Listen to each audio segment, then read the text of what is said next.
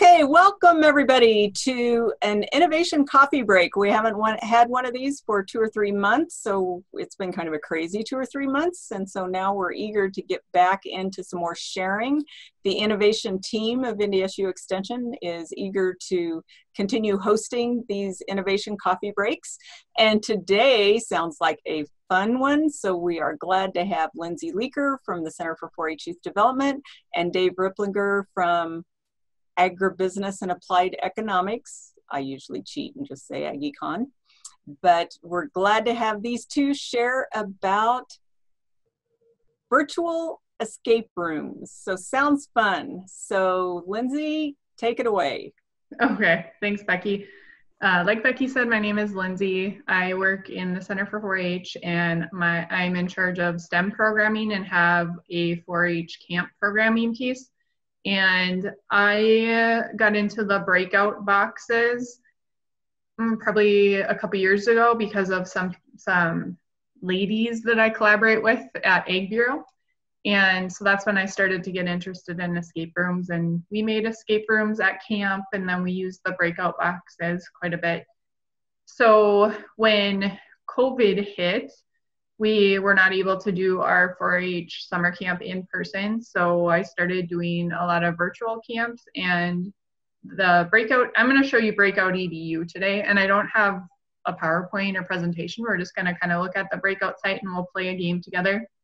But I just started using their digital games for the camp that I created, the breakout camp. So that was the first camp that we did. And I didn't have a lot of time to plan it because we kind of decided that we weren't going to have camp, and that was right before camp was supposed to start. So, I wasn't sure how it was going to go, but it went really well and was really fun, and it was very easy to do. So I'll just talk a little bit about that and a little bit about the Breakout EDU website and platform. Many of you have Breakout EDU codes from volunteer training. So for example, I know Lynette has one. I think I gave out like over 30 codes per county. And if you don't, you can let me know, because I still have grant funds available where I could get you platform access, and that'll make more sense in a little while here. So if you don't have funding available to pay for this, just let me know and we can come up with a way to fit it into one of the grants. All right, so I'm gonna just share my screen here. I've been using Zoom on a daily basis for these camps, but I'm still not an expert, so just bear with me. I just want to start with one of my favorite pictures from our virtual camp. So this is a picture of clover buds. This wasn't our breakout camp, but this picture was just featured in the Fargo Forum. And so for these camps, we use Zoom, and we actually have counselors that come in and do activities with the kids after our break. And so they were singing a camp song here, but just to give you an idea of what it looks like, I mean, it looks like just a regular Zoom meeting. And the best thing about Zoom is that you can break the kids into breakout rooms, which is important for the Breakout EDU platform. So this one we are all together, but the kids they just want social interaction at this point. So you could plan something and not have a lot of time to plan it, and they could care less if something goes wrong. So just putting that out there to not be afraid to try something, because these kids just want to get on and meet new people and have fun and collaborate with their new friends. So it was actually really easy to do. I'm going to show you if I can find it here, the Breakout EDU site. So we will just start with that. I have a few tabs open here. So can everyone see my screen? Yes, okay. So this is Breakout EDU. I just want to go do a little overview if you're not familiar with it. The Breakout EDU has started with kits. So this is what the kit looks like. It's a big black box, and then it has a bunch of items inside, which are locks and a little box and a glow-in-the-dark ink pen and all sorts of things. So that's what it started with. And like I said, many of you have these in your counties. But when you get this box, you also get access to a bunch of games. And the games started with a kit requirement. So you could print off all the resources and then use the kit in person with your kids that you were going to do the game with.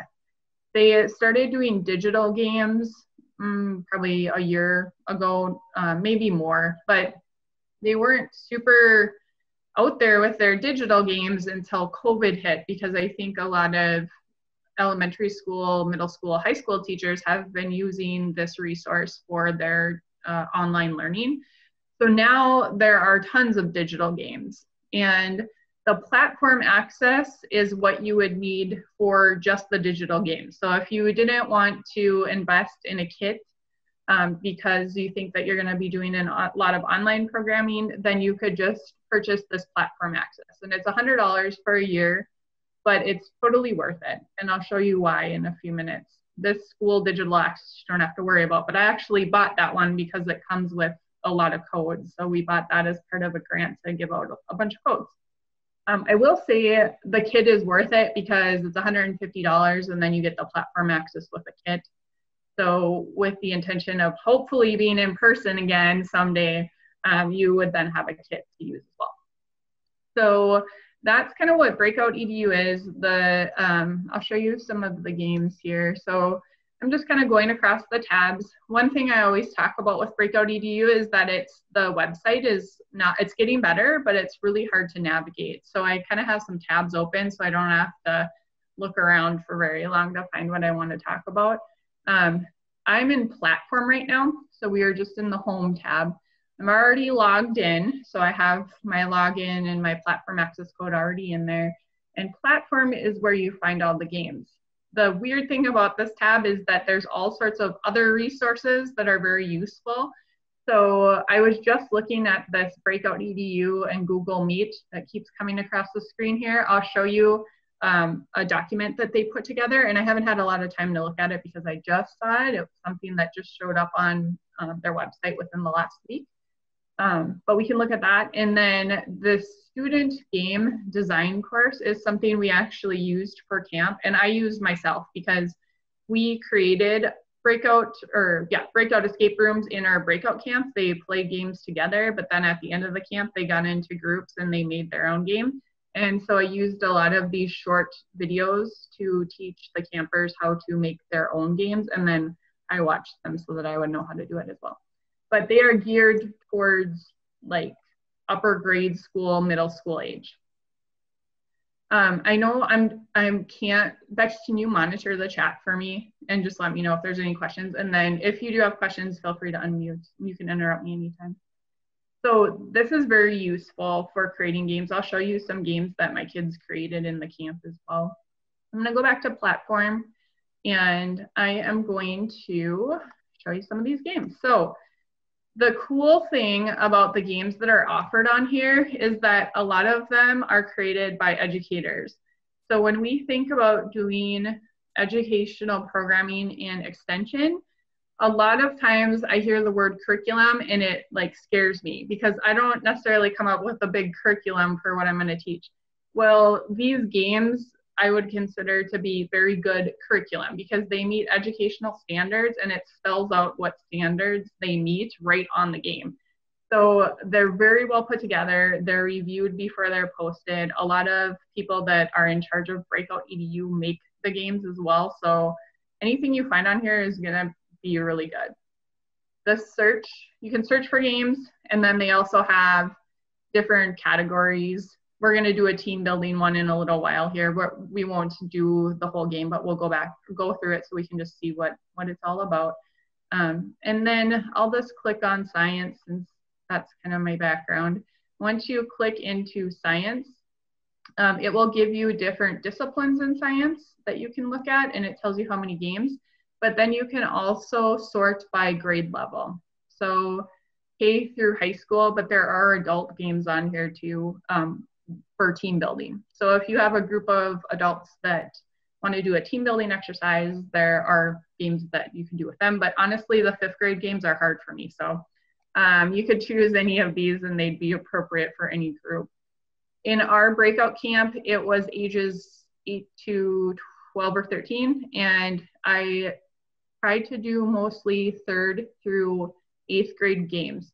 And it really varies as far as difficulty. So some of the 8th grade games are really easy and some of the 3rd grade games are really hard. So you do have to go through and play the game before you're going to share it with anyone.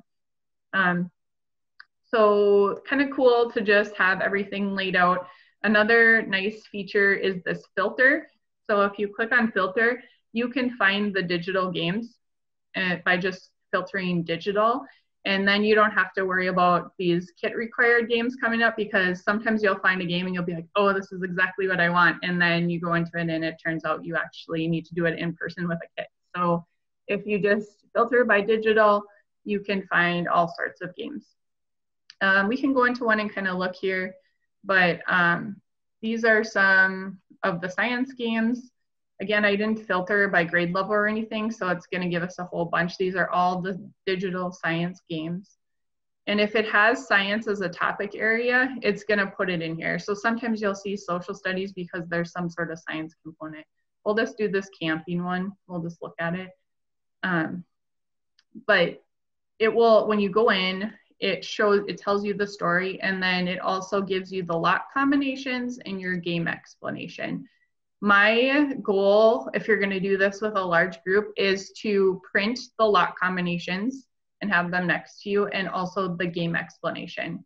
Because when your campers or your participants go through, you don't want to go back and then show them the codes if you have to look. So that's just a little tip that I do when I do this with my campers or my youth.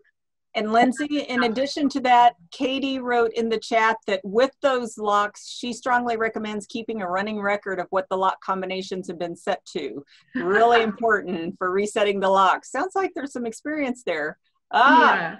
So a lot had to order a new set of locks because some students tried writing their own breakout scenarios and forgot what combinations they set. So good reminder from both of you. Thank you. Yeah, that's, so like I said, a lot of people on the call have the actual kit. The locks are tricky and you can break into them. So if you need to break into them, email me because I have my own way of doing it. But Breakout EDU, just so all of you know, has a lifetime warranty on locks. They didn't used to have that. So if you do have a lock that you can't get into or it breaks, you can order a new one. They'll give you a new one. So anyways, you can go in and then play the game, and then there are reflection questions. So there's different questions that you can ask when you're done with the game or during the game. And then I also just wanted to show you, here's where the standards are. So the educational standards are listed right by the game. The nice thing about Breakout EDU is if you have that platform access, your participants, they don't need to buy that. Like they don't need to buy anything to participate in these games. You could actually create a class. So that's what I did for my camp. And so I just went to classes up here. It's very easy to create a class. There's sign-up instructions for the students right here. And then you just go to create a class and it will just walk you through the process. Once you create a class and your students sign up, and it's free for them to sign up, you can assign games. So here's all the kids that were in my class. And then I'm going to go back here for a second. So I have assigned games.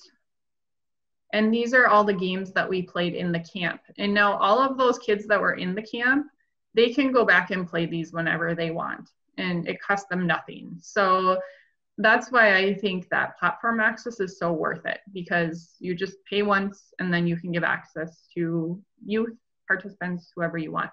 And they can play it as many times as they want. So that's a way to do it. And then in the camp, they could all pull up the game on their computer.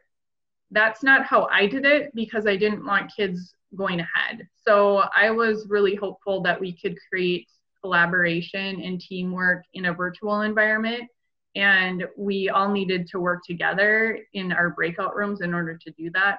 So I didn't want them to have access to the game right in front of them. So what I did was I just shared my screen. So when we'd start playing, and that's what we're gonna do together here in a few minutes, but I just shared my screen and then we worked on the clues together. So everyone had a pencil and paper and we looked at the clues and we tried to figure them out and unlock the lock. And then we just moved on if they got a lock, or tried again if they didn't. But that is an option. You could let them all have it right in front of them. And when we played Dave's game, we actually did that. And it was kind of cool to see how it was different. If they could work on their own and then come back to their groups and be like, hey, I got this, versus working in a group all together.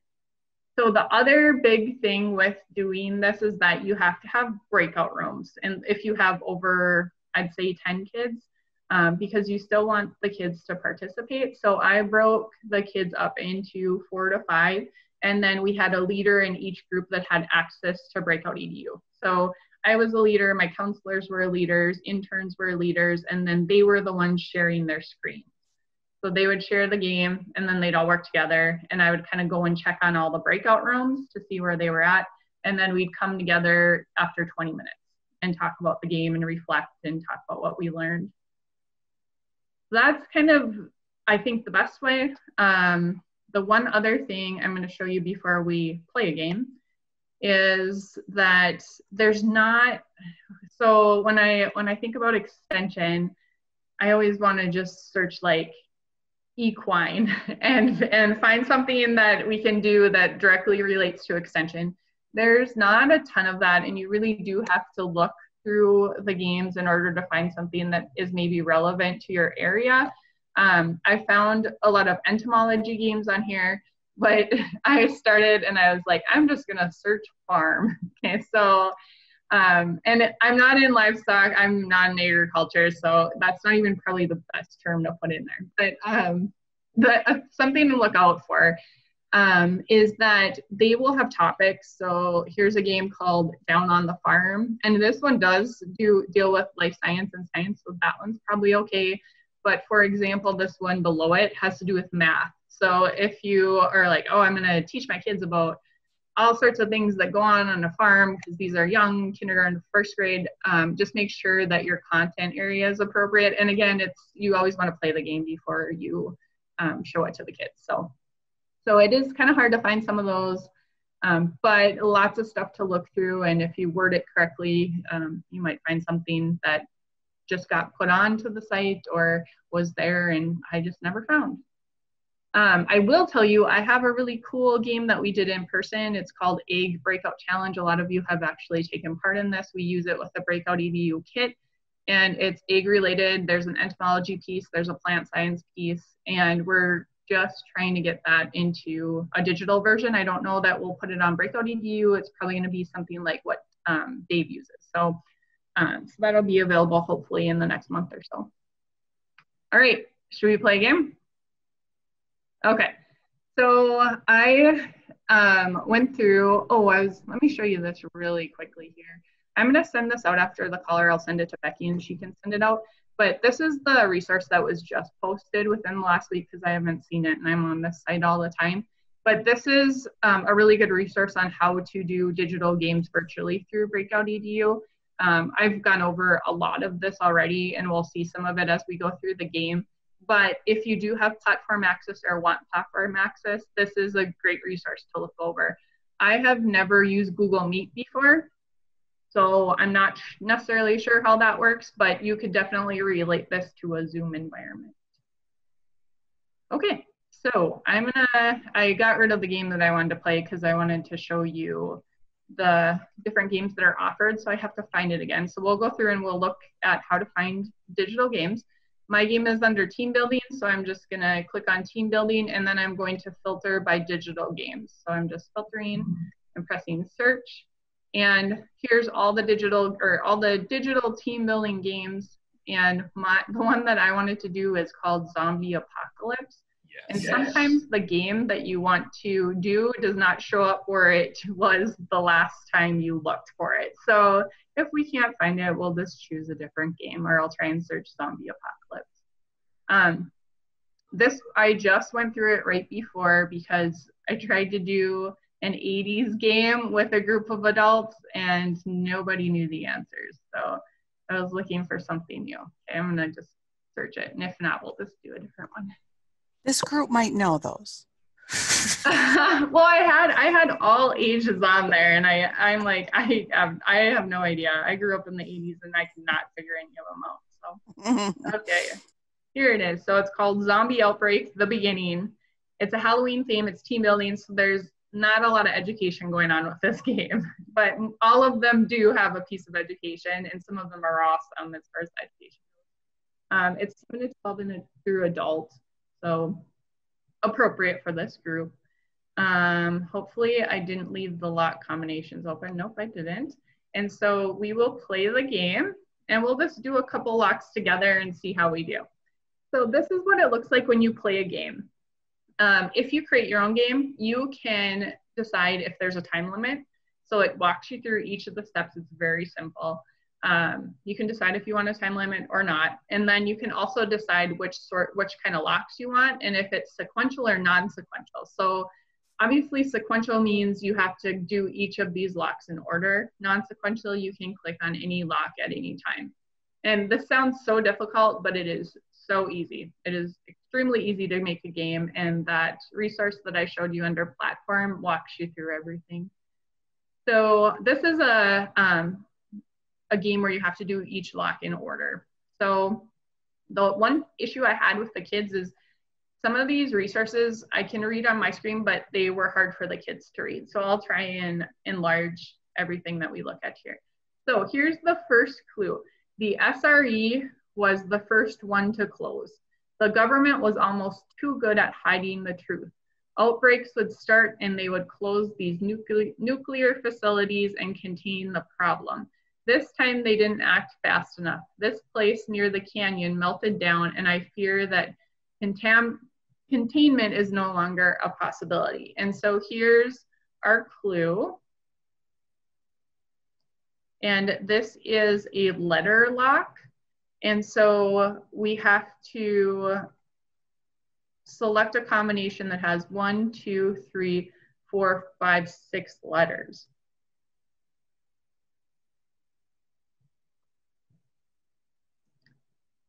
And I just want to make sure that there's no other clues here. Okay.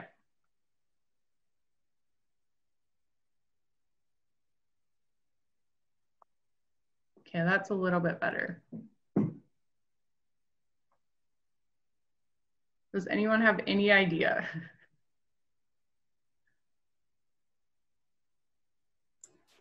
So based on that clue you read and this little diagram, this little map, all I can think of is like, you guys, a name of a canyon. Okay. Is there a name of a canyon in California? Okay, so I'm gonna go back. This one's a little tricky, and we can go look at the explanation. I'm gonna go back, and here's where I'll read the clue one more time here. The SRE was the first one to close. The government was almost too good at hiding the truth. Outbreaks would start and they would close these nuclear facilities and contain the problem. This time they didn't act fast enough.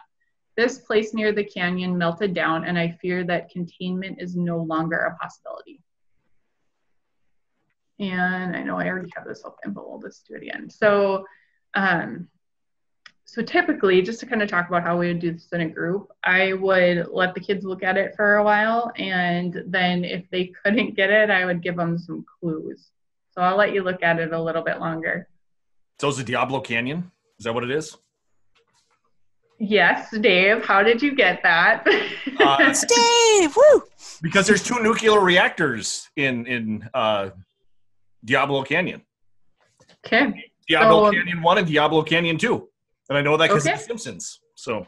Oh, right. Way to go. Well, let's try it. So DIABLO.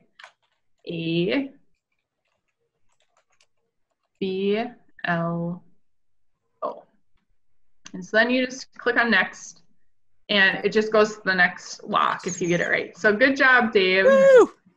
So that one, the green circle was actually circling the only plant that was still open, which was, I'm assuming, Diablo, Dave? Is that where? There it is, yep. Okay. Do you encourage them? Hey, do you encourage them to use the internet, Or are we just supposed to know that? Well, Okay. I don't encourage them right away. But if they're having a lot of trouble, because one thing to keep in mind is if you're using breakout rooms, which you kind of have to, they're all going to be going at different speeds. So it's good to have one person not in any of the rooms and just checking on everyone to see where they're at. And then you can tell like a group, hey, you guys are way behind. I mean, you know, nicely. But if you want to use Google or if you need some hints, go ahead and give your participants some hints. So yeah, I did allow them to use Google, depending on what the game was. Okay, we'll do one more, and then I told Dave that I wasn't gonna use all my 30 minutes, and here I am close to it. So we'll do one more here. Diablo Canyon melted down just 7 hours ago. They are moving faster now than we have ever seen them travel before. Drones are tracking their movements from the air. It looks like they are headed in every direction. We just need to know where they are heading, and hopefully we can come up with a cure to stop them before it's too late. I'll show you the picture in a minute. It's a directional lock, and there are 1, 2, 3, 4 directions. Let's open this one.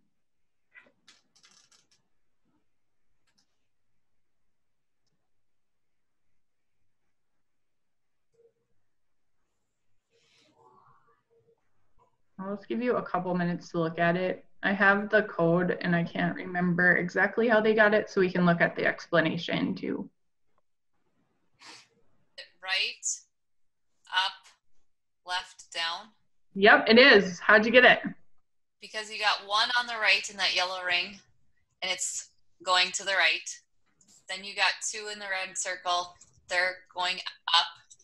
3 going to the left, and then 4 going down. Great job, Katie. So let's see if it works, and then I'll hand it over to Dave. So we said right, up, left, down.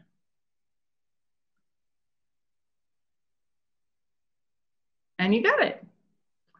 Okay, so I'm right at 3:30 and I'll stick around during Dave. So if you do have questions and we have time at the end, or I can stay late too, just save them until Dave is finished and we can talk about it then. But that's just a brief overview of how I did it with my youth and the Breakout EDU platform. So I'll stop sharing now, and Dave, you can take it away. Great, thanks, Lindsay. Yep.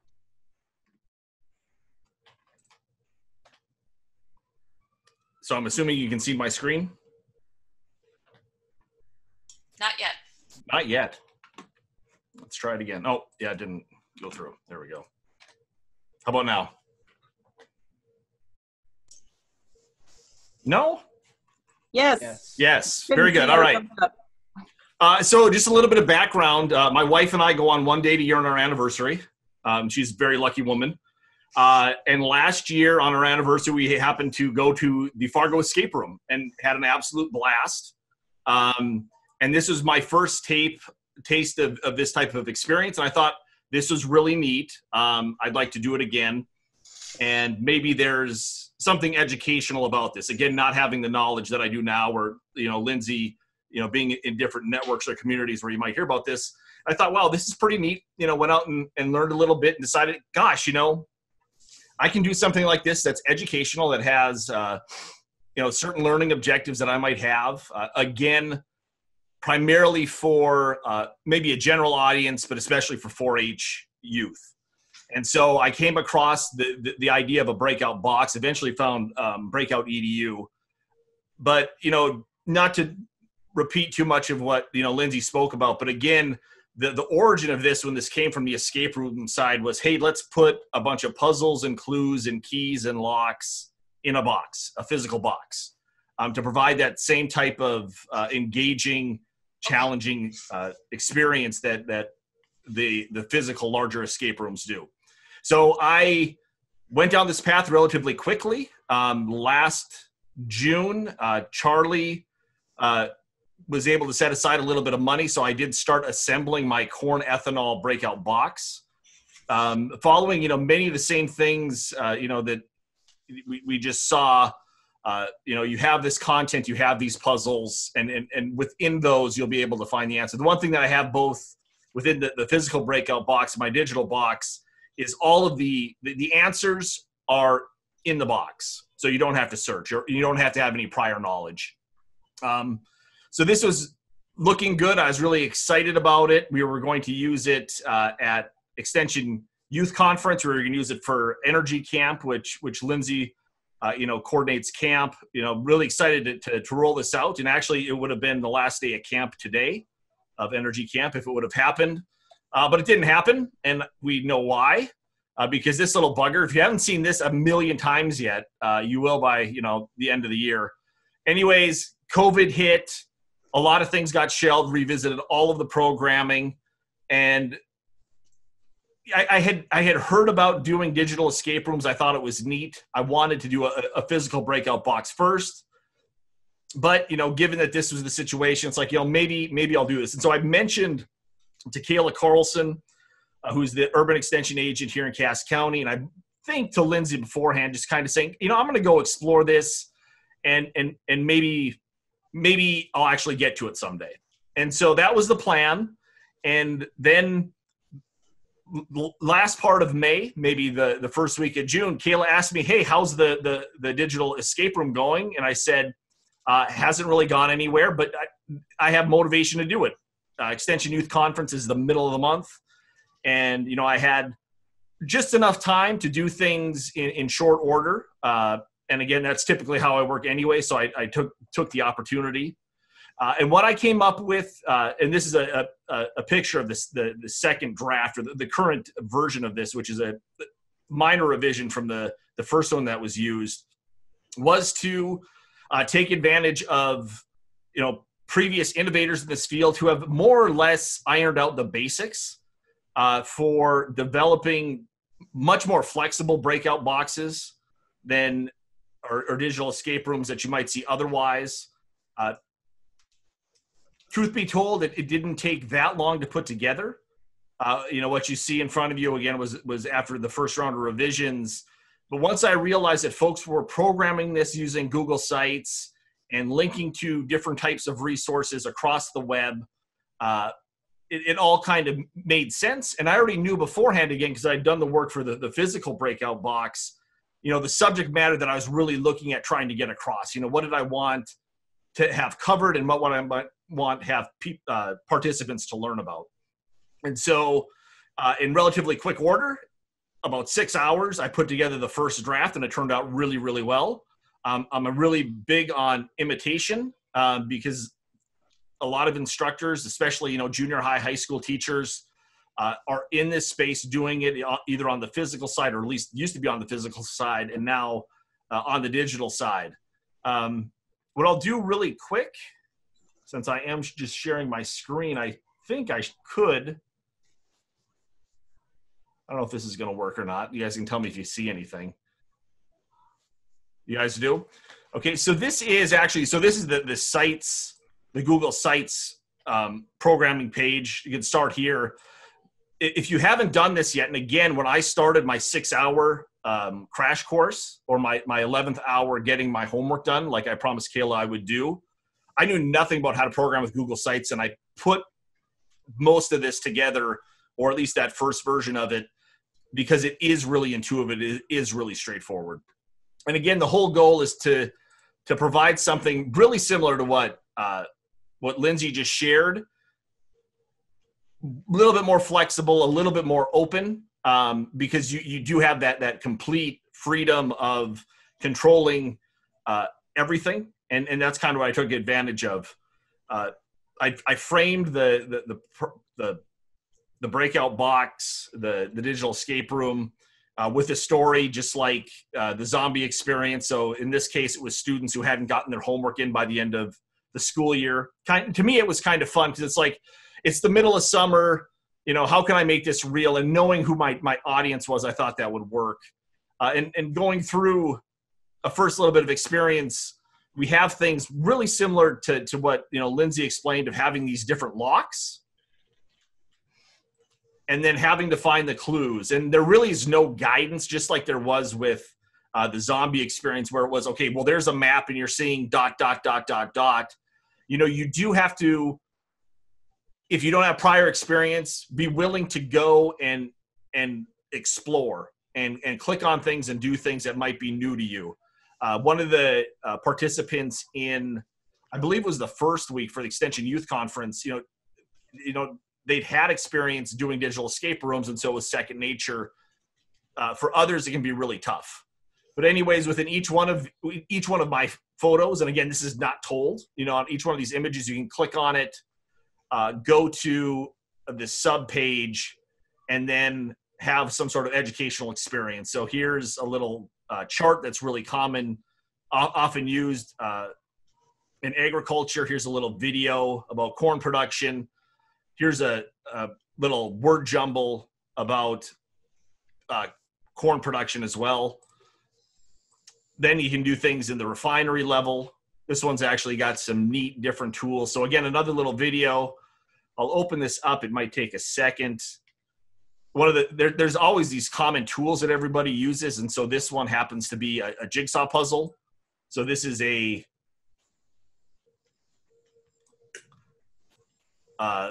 jigsaw puzzle based on what an ethanol refinery typically looks like. You know, it gives students that opportunity to tinker, which is fun. And, you know, within this, there is another clue. And so Dave, like the jigsaw puzzle and that kind of stuff, that's not within Google Sites. You have to go create it in another app and then drop it in here? Yep. No, I mean, if you can see, it's Jigsaw Planet is the name of this. Okay. The solution. And again, you'll see that there's about a dozen or so that are commonly used. And so I think one thing that might happen is we're gonna exhaust these tools. But again, if we just go back to the site, to the actual escape room, that's what all of these are. So this video is embedded. There's this jigsaw puzzle. There's just an uploaded PDF. And then for this is Thing Link, which allows you to mark up images. And you can put things other than text, but given my time and what I wanted to get across, it was just text. But, you know, again, that's another tool. So you have the jigsaw puzzle. You know, here you have Thing Link. And again, within this, there's all of this information about the subject matter of interest, but it's not just read, digest, or not even digest, just read and then shoot out, right? You know, we're not just repeating bold letter words or, you know, doing things that are obvious. And so that's just generally how it works. So within each one of these, just like with Diablo Canyon, you know, you can punch in, oh, did I not spell it right? Yeah, it's close enough. Can't remember what all these are. It's this one. So when it's right, it'll let you go. So this is fermentation. And then it'll give you stuff, and then you can go ahead and click next. It'll give you the answer that you'll go back and put here. You know, and one of the challenges with this is I don't know how many students had actually completed a breakout box like this. The first demonstration, the first pilot, one student completed it out of about 4 groups. And I think for virtual 4-H camp, quite a few did, Lindsay, and I think you might know better. There were a few groups that struggled as well. You know, I was there to provide some assistance. Lindsay was embedded in one of the breakout rooms, which were used to facilitate the exercise. So this is where it's at. If you want to go check it out, it was in the email that Becky sent this morning. I think it's pretty fun. I did share it with the Corn Council and with the Ethanol Council just to give them a little taste of what's out there. They both, you know, like it. I think it's kind of a fun educational tool. And again, it was a little bit of the PR saying, oh yeah, don't forget that, you know, Extension is here doing neat stuff. And I bother them enough, so they kind of know that. Just some highlights or some coverage of what was done. So the first demonstration was the virtual Extension Youth Conference. Kayla Carlson invited me, and she also helped do the same thing Lindsay did, which was to be in a breakout room and to help that group move through. It was Zoom with breakout rooms. I think there was about 15 odd students in that group. Created 4 rooms, put them into the rooms, and allowed them to work on it as a team, or however they actually decided to go and address the different puzzles. there's actually a huge variation in the participants from 7th grade all the way up to a rising college freshman. So, I mean, a huge difference in abilities and critical thinking skills and experience all of that. One of the things that I did have, and I really asked too much in general of participants this first time around. One of the things is you don't want it to be obvious, but you can make it too difficult, and especially when folks don't have experience with this or are still used to having answers or solutions still pretty much right in front of them. And so revisited that for the next go around. And so as you kind of saw within that, on any given puzzle, there's all of this content, but we're not saying look here and the answer is in this paragraph, or read this and we're going to quiz you about it. And again, that's the general take of digital escape rooms, and one that I want to take. But I think I did ask a little bit too much, especially the first time. Kind of going back, Lindsey talked about how the zombie escape room was sequential. So we were going through each of those puzzles in order. What I just showed you is that wasn't the case. You could have answered any of the about dozen puzzles at any given time to get all, but you do have to get all of the puzzles right. I did that on purpose. I'd seen some folks who did the sequential puzzles. I participated in a couple of escape rooms that did that. The problem is if you don't get it, you're done. And that's really not fun. And, I am not one to give people answers. I'd rather have them struggle. And it's one of those things where it's like, well, if they'll struggle forever and never get it, it's not a successful educational method. So anyways, as I said, so the puzzles are independent. You could answer any puzzle in any given order. There weren't clues that were unlocked or puzzles that were unlocked, like is the case typically with Breakout.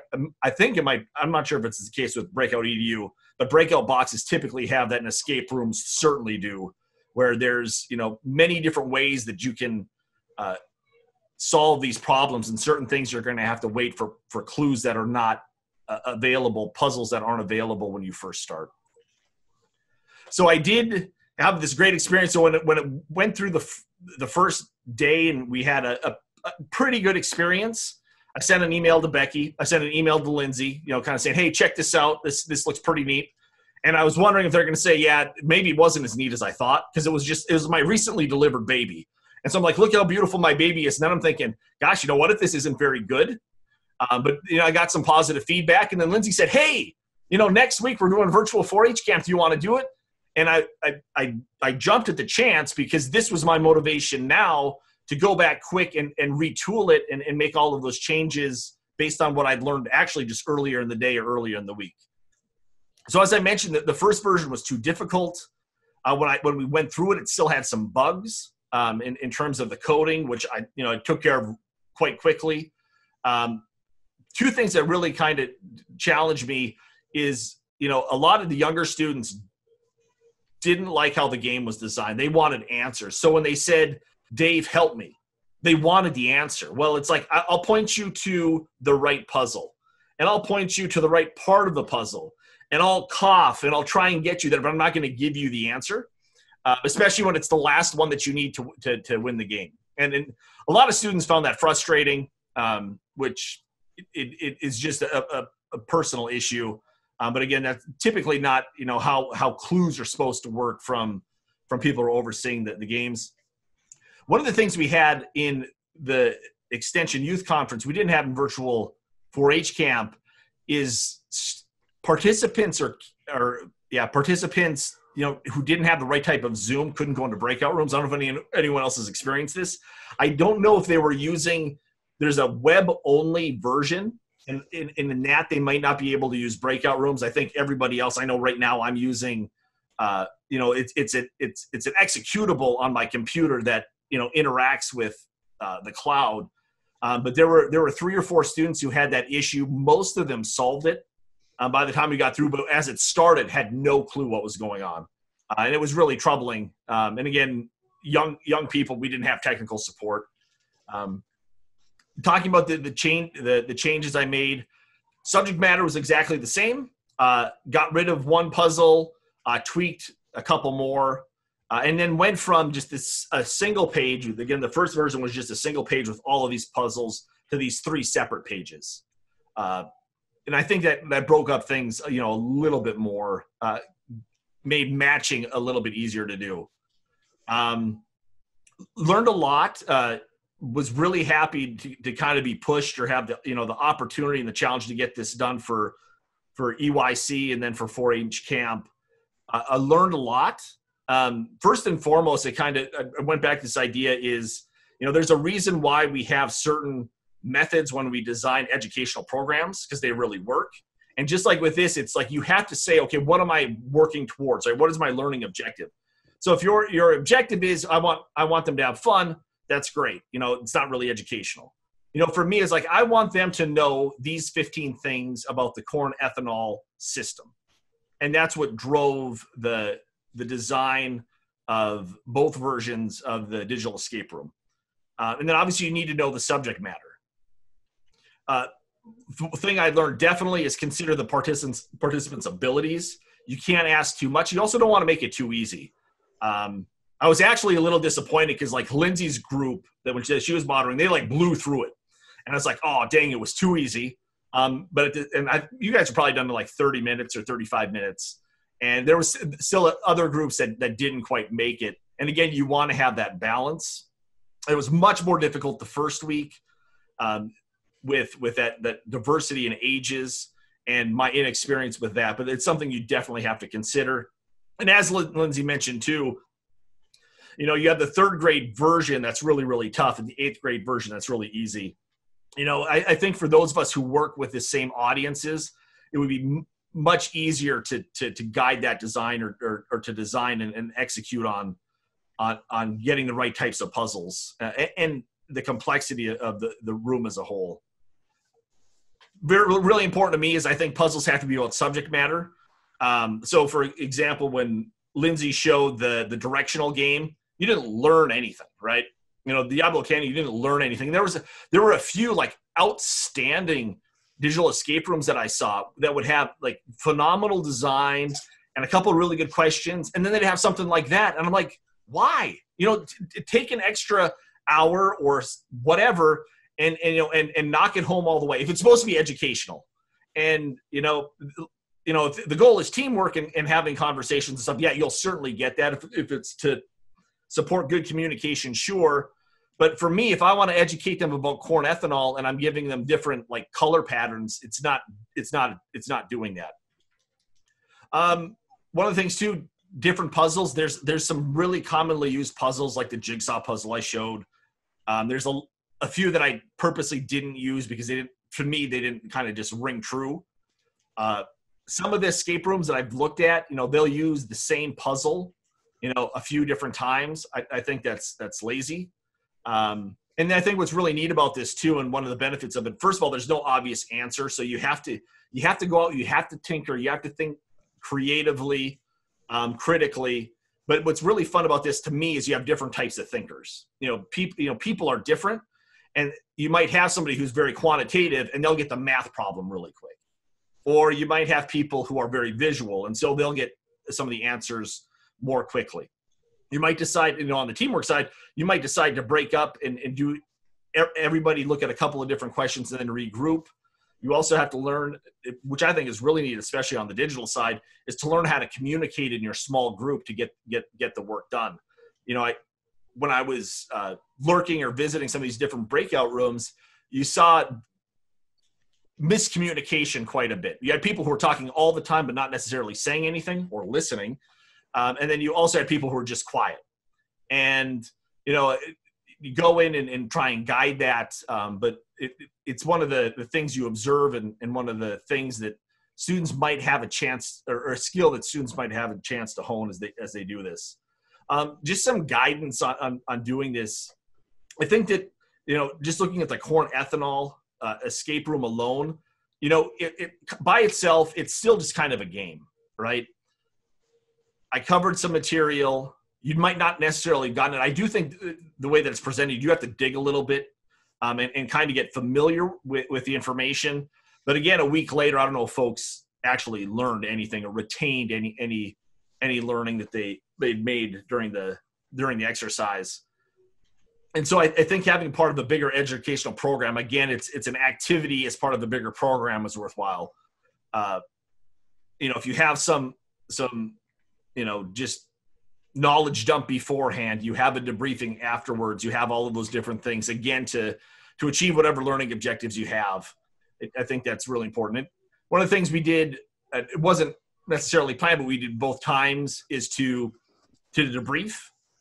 First of all, to make sure that everybody knows, what the solutions were, how the puzzle was solved. You might get a couple of groans, but that's fine. And then you get a little bit of feedback, that was really tough, or that was super easy, which actually is really good feedback as someone who's designing and delivering these. I already talked about it being the right level. I do think it's fun to use a story. My story wasn't great. I had to come up with something. I like the zombie story is super fun. My favorite one that I've seen is a Revolutionary War, where it's like, hey, pick a side. And then depending on the side you pick, you're going to get different puzzles. But I think it does grab the participants and makes it more interesting.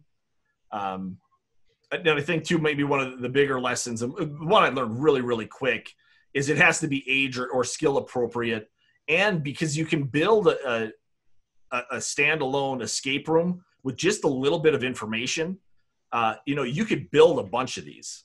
And really, and what I've seen coming from the junior high school educational community is they really just take what would be a typical worksheet and say, okay, this is what I would typically ask them about. And it maps really, really easily into building an escape room. So you have, 8 to a dozen topics or issues or things you want to get across, and each one of those becomes a puzzle. And just like that, you think about how many worksheets a student goes through in a particular discipline throughout the course of the year. You could have a lot of these. I do expect that we're probably going to have fatigue relatively quick, but it is possible. Closing thoughts. I think you guys should all think about building one. I'm an 11th hour person. It took me about 6 hours to create the first one, including learning how to do Google Sites and all of that. I had looked at ThingLink before. I had not seen the puzzles. I had not thought about the videos, but it all kind of came together. But really all you need to know is your subject matter, because once you know your subject matter, what you want the people in the room to know, it all flows relatively quickly. And I think, especially for like the corn ethanol one that I presented, for it to be like really good, I think I'd have to do it, revisit it over the course of months and years to really get it as tight as I'd like to. Right now, I think it is ready to be shared with anybody, but it could be done better. If anybody wants to pursue this, let me know. I'd be happy to help. One of my reasons, because then I can kind of hone my skills and maybe learn some things. But it's very straightforward, especially if you have that worksheet ready to go. And then, I didn't do an evaluation, but I'm feeling really good about the experience.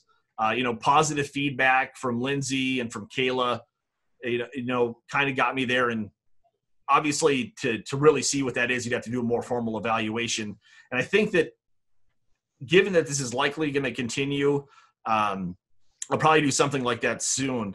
And just a side note, I do teach a class in the summer for K-12 teachers, and I'm going to teach them how to build an escape room, a digital escape room, so they can use it. I do think that, because we're probably going to continue to have some social distancing for K-12 education this next year, this might be a really neat way to get some content out to students across the state. Again, teachers are looking for some sort of content, some sort of tool to engage their students.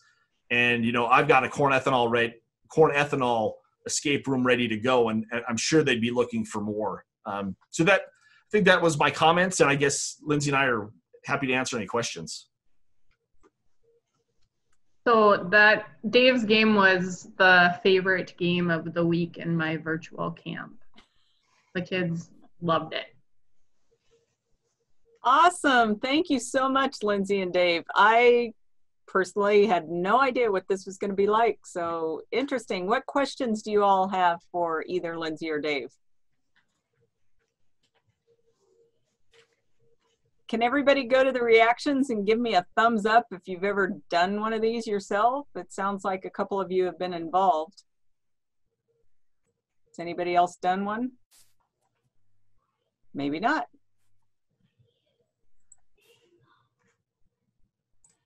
Questions for them? Just because I'm too much of a linear person, is there if I don't have a code to Breakout EDU, is there a website you recommend where it just kind of walks you through the steps and maybe lists here a bunch of different puzzles you might include, or you just found them somehow? Yeah, and so I mean, there's a community of educators who, I think it's mostly their strongest interest. You know, this is kind of their passion, and they share. And so there's a few websites out there. I'd be happy to share the URLs that, you know, I went to that I thought were really helpful. And a lot of it is, you know, there's this general presentation of the concept and these different types of models that you can do it. And then it's a whole bunch of examples. And, you know, that's where I learned really, really quick, saying, okay, that seemed to work, or that seemed to be appealing. And most of the ones, again, that I use to motivate what I created, they were built on Google Sites. And so a lot of it was, okay, how can I take advantage of this platform to achieve what I want to? And it's not perfect, because for me, it's really that ability to make things that are, you know, less and less sequential, less and less obvious. You know, this clue or this new puzzle feeds back. And to do that on a web page, you know, on a website, even with multiple pages, I think is probably a stretch. But again, yeah, I went out and just found that community, and they're out there. You do see a lot of the providers. So like ThingLink, the one who makes the visual cloud-based software, you can pin things and put different things on it. You know, you can put videos or whatever you might want to into it. You know, they're motivating folks using their tool as part of this escape room thing. So you hit them, and they've got literature and resources to help too. Any other questions for Lindsey or Dave? No? Well, you know where they are if you think of things later. Lindsey and Dave, thank you so very much for sharing. This was really interesting and educational, and hopefully motivated some of the rest of us to think about a different way of educating, especially in this virtual reality we're in right now. So thank you very much. Thanks to everybody for joining us too. We'll try to continue scheduling innovation coffee breaks. If you have ideas you would like to hear from staff or non-staff even, or if you have something you would like to share, please get a hold of one of us on the innovation team. This recording will be up at ag.ndsu.edu/innovation, and all past recordings are there too. Also the notes that I usually try to remember to take. So maybe not as thorough because I get into it and forget I'm taking notes. So the recording and the notes will be on ag.ndsu.edu/innovation. So you can share this with others. I know I already had one email that said, oh, I have a conflict, but I want to make sure I see this. So thank you all for joining us today, and look forward to more innovation coffee breaks.